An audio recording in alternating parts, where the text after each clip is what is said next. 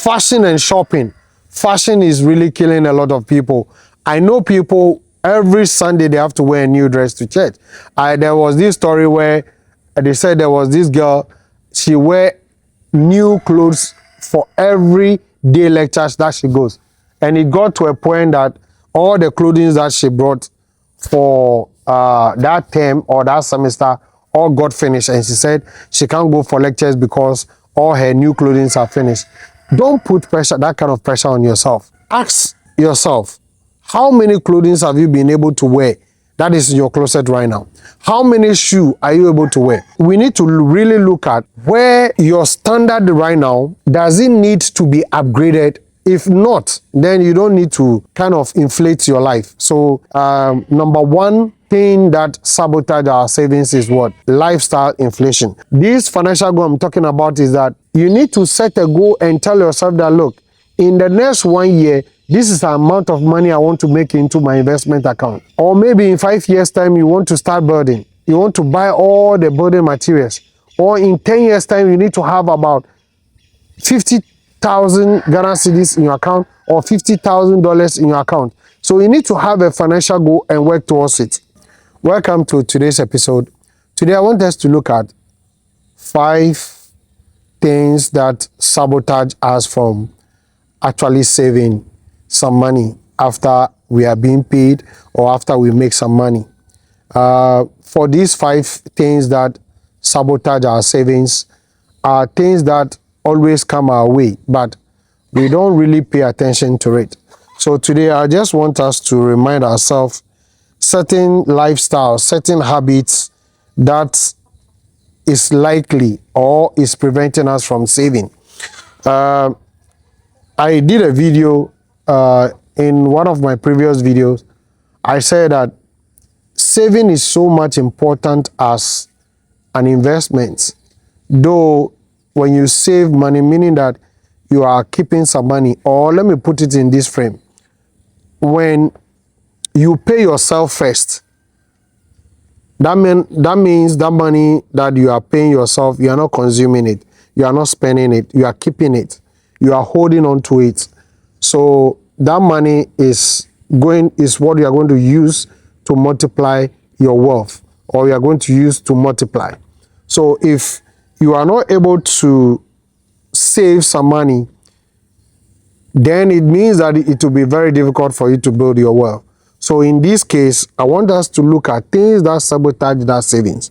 Number one on the list is lifestyle inflation. Lifestyle inflation is the situation whereby we find ourselves that we are receiving, assuming example, we receive a salary of, let's say, 2,000. Then as the years goes by, you have gotten a promotion and your salary has been increased from 2,000 to, let's say, 3,000. So in that case, you feel like, okay, now you've gotten a raise in terms of salary. So for that matter, you also want to what? Increase upon your living condition or your living standard. So let's say you eat your breakfast, lunch, and supper, you spend, let's say, 100 Ghana cedis in a day. Now, because you've gotten a raise in terms of salary, you decided that you are going to do what? Eat 200 Ghana cedis. So that is lifestyle inflation. Or there's a new fashion trend that is going on. Then you decide that, okay, because it is a new latest fashion trend, you do what? You have to go and buy it. Meanwhile, you already have about 10 to 15 clothes in your bag and you are not wearing them. Even throughout the whole week, you are not even able to wear them. You have more than 10 to 15, 20 shoes. You are not even wearing them. So all these things are lifestyle inflation. So upon all that 15 to 20 shoes that you have, you still saw another new shoe now you want to go and buy because you feel like now your salary has been raised from 2,000 to 3,000. So for that matter, you feel like now you have money. So you need to do what? Get more things. And so these are things that kind of like, or you are living in a 2-bedroom apartment with your family. Now, because you have gotten a pay rise or a your salary has been increased, you want to move into a whole new apartment, 4-bedroom apartment. No, these are things that take away our money. Now, if you are single, you are not a family person, sometimes it is us, or it is those people, those singles that are not married, they are even a major victim, because any fashion trend, any new latest information that is going on, any new thing that is going on, they want to grab it. Like this year, very soon, iPhone and Samsung will be launching their latest versions. Everybody is saving money, working hard to just go and do what? Just go and buy iPhone. But if you look into it, you realize that the same features that, let's say, iPhone 16 does is the same thing iPhone 17 will do, and is the same thing iPhone 18 will do. So the same applies to Samsung and other electronic appliances. So we need to really look at where your standard right now, does it need to be upgraded? If not, then you don't need to kind of inflate your life. So number one thing that sabotage our savings is what? Lifestyle inflation. So how do you overcome it? So before we overcome it, I want to give you a scripture reference which can be found in Proverbs 21:17. Whoever loves pleasure will become poor. Whoever loves wine and olive oil will never be rich. So it doesn't mean that you should not like olive oil, you should not love pleasure, or you should not enjoy yourself, you should not have fun. But what it's trying to mean is that if you love it too much to the extent that things that you need to cut off, things that you need to save, at the end of the day, you are not able to save them, because you have inflicted your life so to the point that, yes, it's like you are compelled to have it, or compelled to go for it, but at the end of the day, you actually do not need it. So what are the 7 things that I want to give? 7 common examples of lifestyle inflation and how you can overcome them. So housing upgrade, for instance, you are a single, you are not married, and you are living in a single room, self-contained, or you are living in a chamber hall. All of a sudden, you've gotten a new promotion, or you've gotten salary increment. So because of that, you said, no, that is not, you need to upgrade your standard. So for that matter, you end up going forward. 2-bedroom apartment, 3-bedroom apartment, which you alone, you cannot sleep in all those two. As it stands right now, you don't even need to even get a guest room, because you are single, and you don't need to get a guest room. You don't need to go in for 2-bedroom, use one and keep one as a guest room. So that is one. Then car upgrade. Most people are a victim of this. In the neighborhood, we've seen Kojo driving a car. Amma also wants to have a car, or Kwesi wants to have a car, just because they've seen Kojo riding a car. Or they are using, let's say, there's this car in Ghana which is popularly called, it's a Corolla, but it's popularly called Kwame. You are using Kwame. You've seen the latest Jetor, the Chinese cars that are coming in. Because you've seen the Jetor is trending right now, now you are compelled to do what? To go and buy Jetor. Meanwhile, you cannot finance the maintenance, you cannot finance the fueling or the electric charging and all those things. So these are things that we do to put pressure on our finances.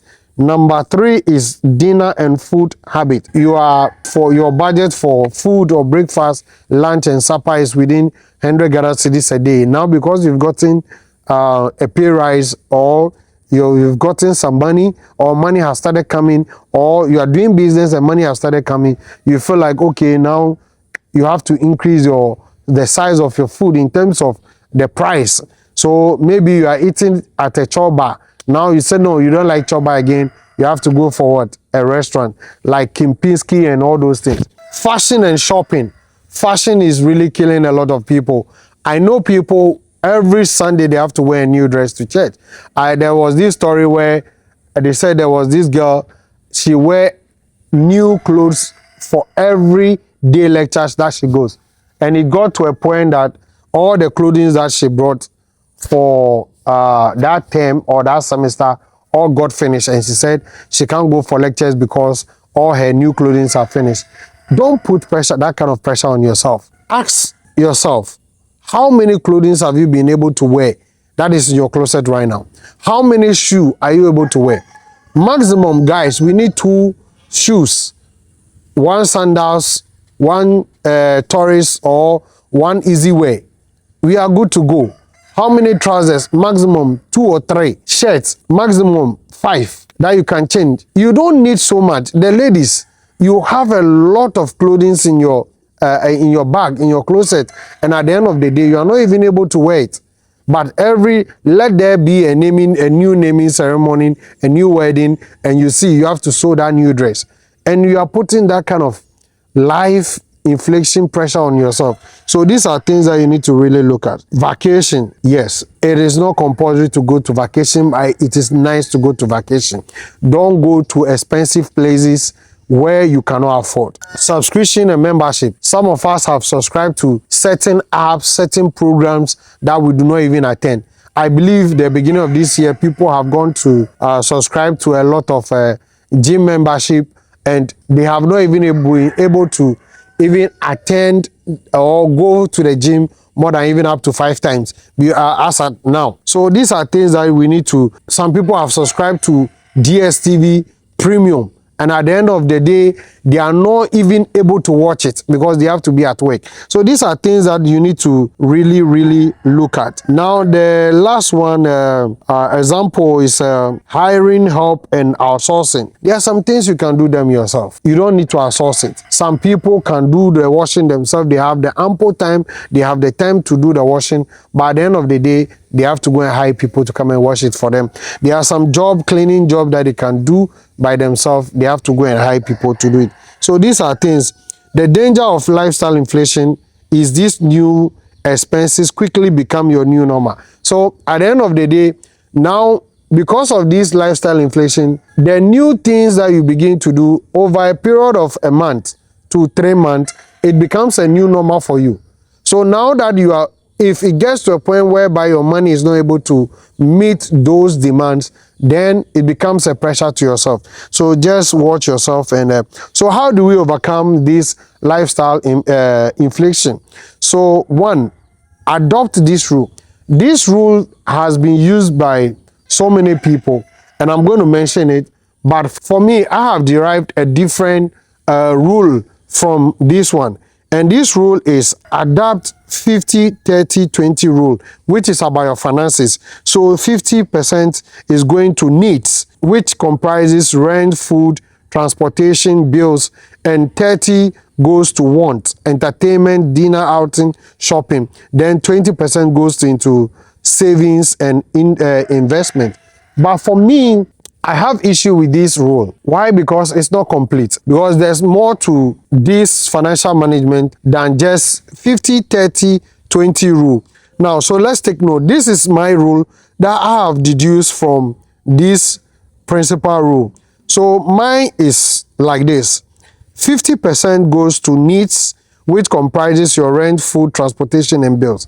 Then 20% goes to want, entertainment, but it is not compulsory. Entertainment, dinner, shopping, and donations. And I also put my airtime plus internet bundle in this want, which is the 20%. Then I'll give another 20% to savings and investment. So these savings and investment, it will go into one, either my business, my trustee, which outside America, outside Ghana, in America, they call it 401k, which is about pension, or your tier 3, or stocks, shares, mutual fund, index fund. These are financial market that you can put your money if you yourself, you don't want to take the risk personally, or you don't want to get involved in the day-to-day activity of the business that you are doing or the investment that you are doing. Then the last rule is 10%. So it's 50-20-20-10 rule. So the last 10, which is insurance, which is about risk management. So in this risk management, percentage of my money will be going to life insurance, will go to some funeral policy for the aged people like my parents, my mom, my in-laws, in case there's any funeral emergency. This is, I want to throw more light on this last rule, which is the 10%. If you do life insurance, it means that in case as you work and you are about your day-to-day activity and something happens to you, that claim comes to you or it goes to your family. Assuming you have a child and something incidentally happened and you are no more, that claim goes to the children and at least it is able to foot some bills and some inconveniences, costs that may come to the children. So that is for the insurance. Then in case you put your the family on funeral policy, especially your in-laws, your parents, some of your relatives, you put them on funeral policy, especially those people who are above 60 going upwards. In case of, but for the on a safer side, whatever age they find themselves after 20 years, it's good you pull them on those policies. And at the end of the day, in case of any emergency, you don't need to use your hard-earned money to go and do what? Pay for such inconveniences. But at the end of the day, the insurance or the risk management will take care of these things. So it is very important. Then your car insurance, all these things falls under this 10%. So 50 is needs, 20 want, 20 savings, and 10 for insurance. That is risk management. For me, I have breaking this 50, 30, 20 rule to 50, 20, 20, 10 rule. For me, this is what will be okay for me. So look within yourself. What will be okay for you? How much are you earning? How much can go to want? How much can go to savings? How much can go into what? Investment? How much can go to insurance? That is risk management. So these are things that you need to do to, so that's number one, adopt a rule. Then number two, under things that you can do to avoid the lifestyle inflation is, number two on the list is pay yourself first. As soon as the salary can, pay yourself first. What it means is that you have to allocate some money that you need to keep. As I said earlier on from the beginning of the video, that pay yourself first means that allocate the money that you will never spend, you will never use, you will never consume. That money is meant for multiplication. So if you pay yourself first, that money, you don't spend it. Now, the opposite of paying yourself first means that you are paying other people. Which are these people that you pay? The food seller, the watches seller, the choba, the internet bundle, the girlfriend, the side chick, everybody, families, relative. You are paying all of them, including your wife. They will take all the money that you've earned, and yes, it is part of the responsibility. But if you need to pay yourself first before you pay any other person, so the food, the rent, the landlord, all these people are in fight of your money. So you need to really know where to put all this money. You need to pay yourself first before you do what? You pay on other people. You pay other people. So number three, wait before the big purchase. So example, a typical example is these phones that will be launching very soon, or this electronic gadget that will be launching from this August, September till the end of the year. That is when the new electronics appliances are being launched. Something, let me just give you a personal story. When DJI mics started coming out, I was so in need of it because I wanted to improve upon my audio. So the first one that came, I had to mobilize some money and go and buy it. And after buying it, less than 6 months, then they brought the Mark II, which is an upgraded version. They have improved certain features of the first one into the new one. And I was like, why didn't I wait? Because the time I bought the first one to the second one that was launched, you could see that it's not that much. So I realized that sometimes when these new electronics appliances, new gadgets, they come out, you don't be in a rush to buy it. At least give an allowable 30 days or 6 months or 1 year duration before you go and buy them. Another typical example was DJI RS gimbal. And one of them, I think the mini came out, or one of them came. not long ago, then they brought the DJI RS4, which is quite bigger than the previous one that they brought. So I was like, so if I had rushed to go and buy the mini one, now I want to buy the 4, because the 4 has more advanced features, auto eye tracking and all those things, but the previous one was not having. You have to do everything manually. So you could see that when these electronic appliances come, don't be in a rush to do what? To go and buy them quickly. Then try to maintain the old lifestyle that you were for over a year.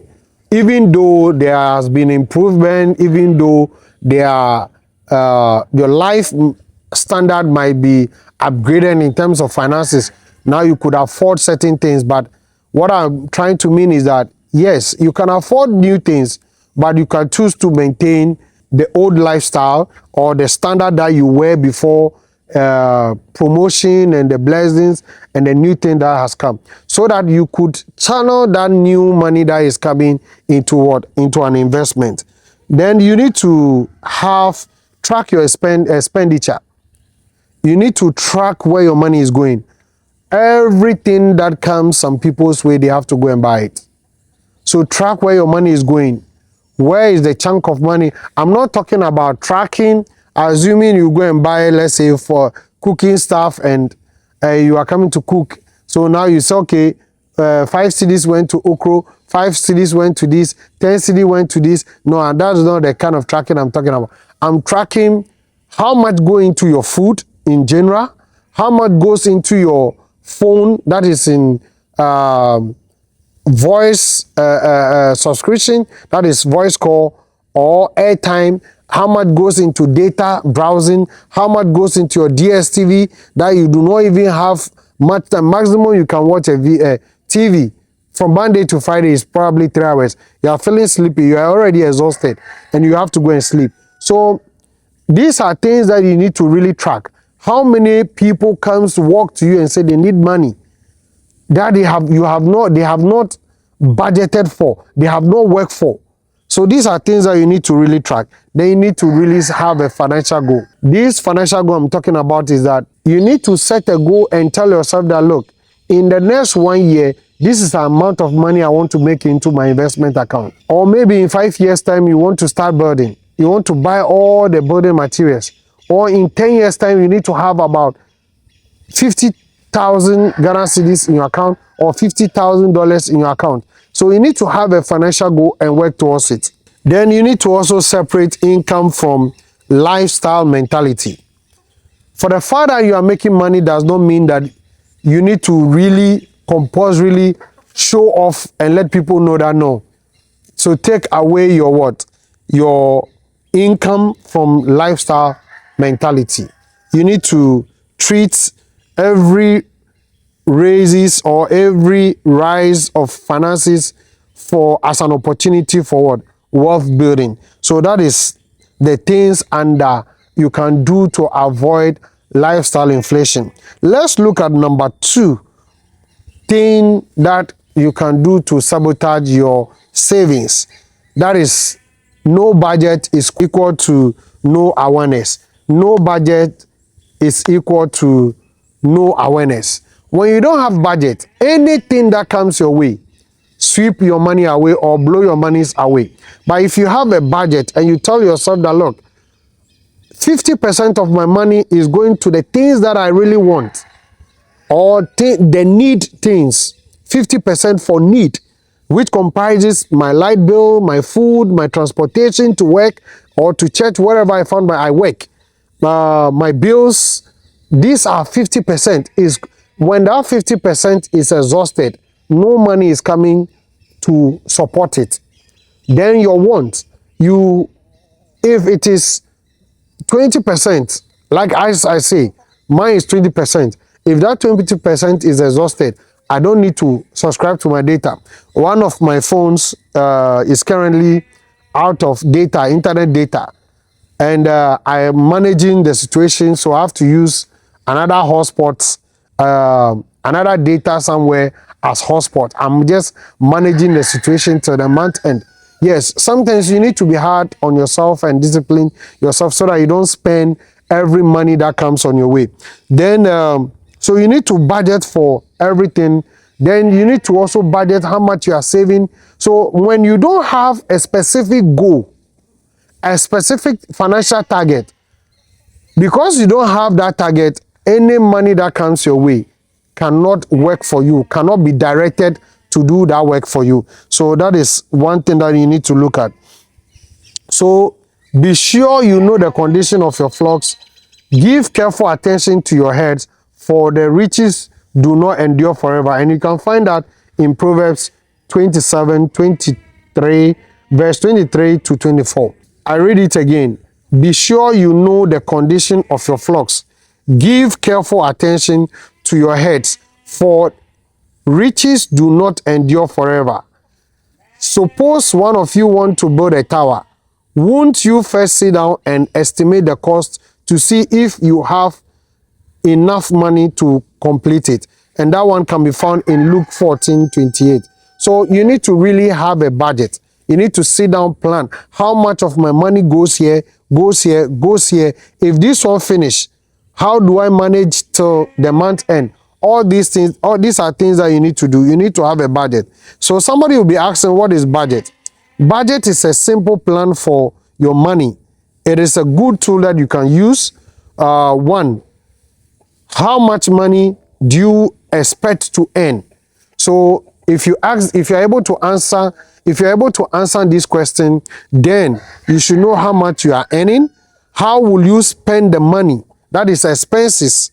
So the first one is income, expenses. Then the last one, how much will you save or invest? So these three components should be found in the budget. These three components should be found in the budget. How much money is coming in? How much am I spending? And how much am I saving? This is what comprises what a budget is. So now you know what budget is. So why do budgets really matters? One, to create awareness. You finally see what money really, or you see where money really goes. Those small leaks. Oh, give me 20 Ghana, I don't have money on me. Oh, give me 10 CD, give me 50 Ghana. All these things are leaks. So you need to know where your money is going. You need to be aware, create awareness. Prevent lifestyle inflation, that's number 2. Number 3, reduce stress, and it stops you from living on paycheck to paycheck. Then the last one helps you achieve your financial goal. So this is why you need to do what? To have a budget. Now, number 3 thing that prevents us from saving is paying yourself last, which I said it's in a different version, or I said it in earlier. So number 3 reason is paying yourself last. When you receive salary, yes, you have to take care of the family. So you give your wife the housekeeping money, you pay electricity bill, water bill, insurance, the food vendor. Probably you have even gone to borrow some food stuff from some people. All these things you need to pay all these people. So these are things, so before you realize, as soon as the salary hits into the account, now this person is demanding for his money.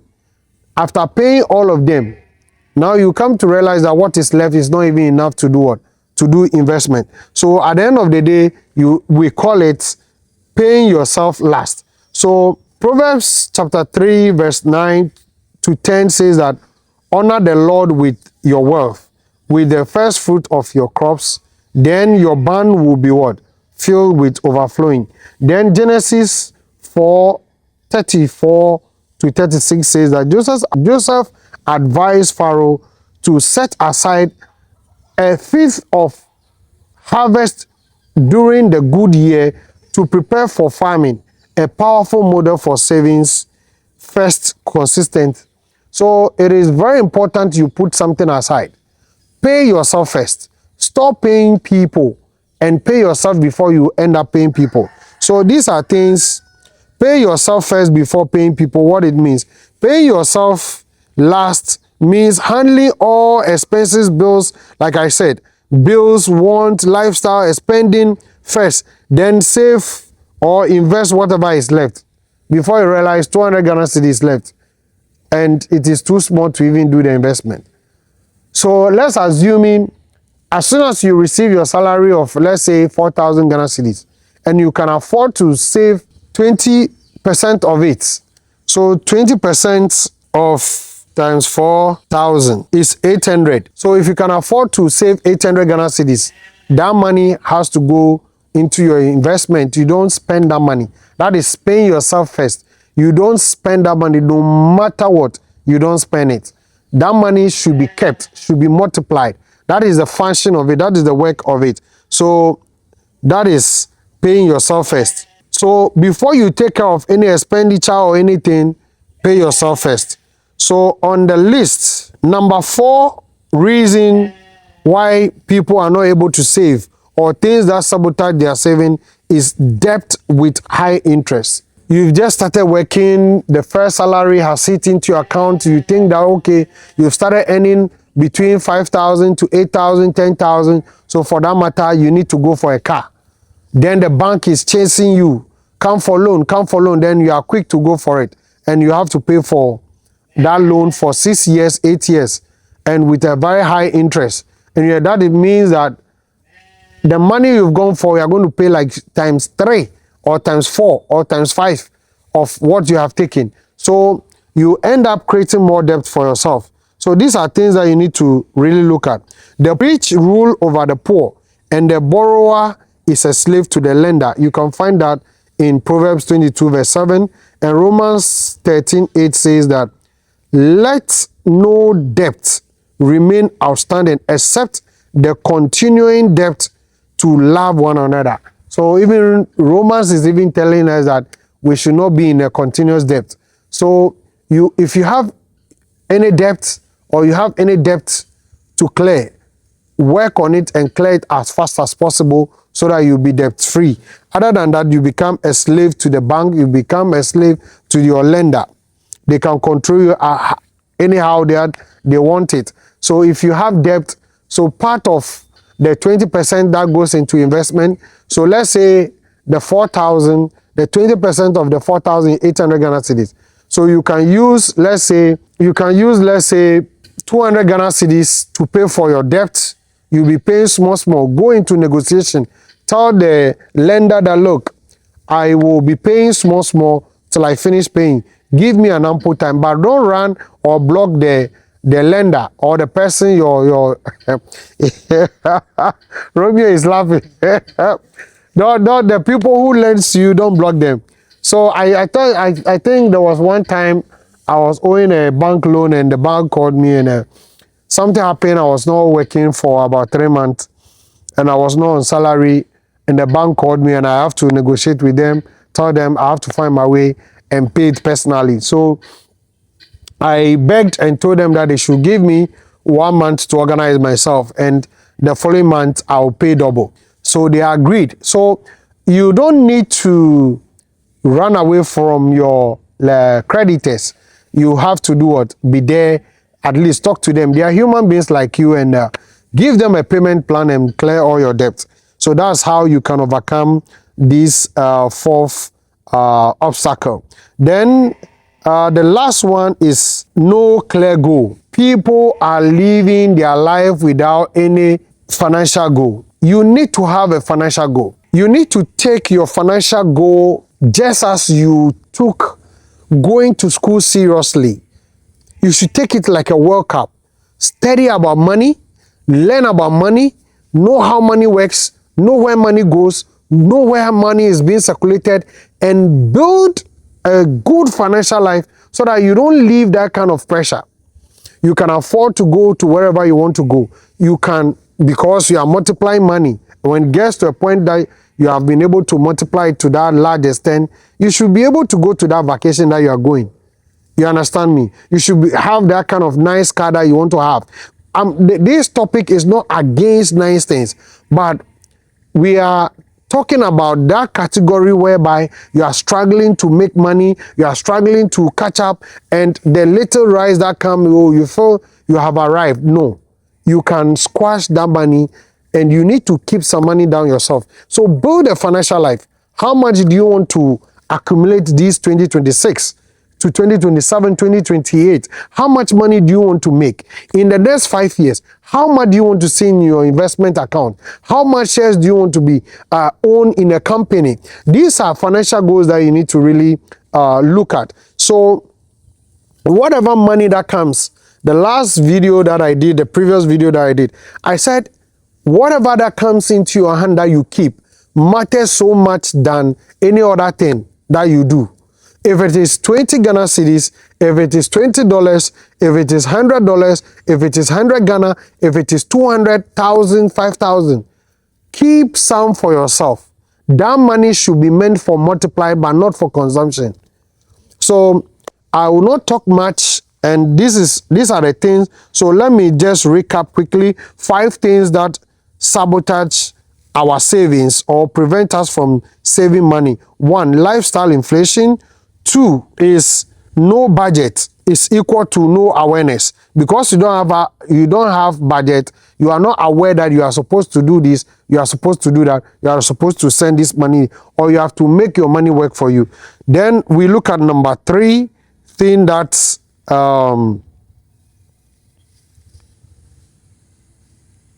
that sabotage your money is paying yourself last. You end up paying everybody and you are the last person, and before you realize what is left, you cannot use it to pay yourself. Then the last but one is debt with high interest. You have borrowed money, because you want to impress people, because you want to fit in, because you want to show off, you've gone to borrow things that you do not have and you cannot afford. And before you realize, you are in debt. And even example that I was sharing, my madam was sharing with me one time. A guy went to borrow his friend's car to go and buy things. He wants to show people that yes, he can drive and he's in this car, before he realized he had an accident with a car. Or you go to a washing bay and the guy washing at the washing bay want to fill the car, want to experience it. So he moved the car, before he realized, oh, he has landed into something and now the car has dented. All these things are things that can run us into debt. Then the last one is to do what? No clear financial goal. You need to have a financial goal. You need to have a goal. Where do you want to be? It comes with money. Where do you want to go? It comes with money. Who do you want to become? It comes with money. So you realize that you need to have a financial goal. Should be a very important factor or key in your life that you should not take lightly. So if today is your first time of meeting us and coming across this channel, this Eyramax YouTube channel, my name is Eyram, and we talk about business, we talk about investment, we talk about tourism, we talk about tech review. So if this is your first time of meeting us, kindly subscribe to the channel. We have a lot of videos that can help you, upgrade you. If you want to go into content creation, we have some videos there to also help you do that. Some of the gadgets you might need, entry-level cameras, and sometimes how to assemble certain cameras. And we all have all those videos. If you want a place to visit, we have those videos there. If you want a business ideas, how to run your business, agribusiness, everything is on the channel. So join our community so that we can enlarge grade, share our video, and tell somebody about Eyramax YouTube channel. See you in our next episode. Bye-bye.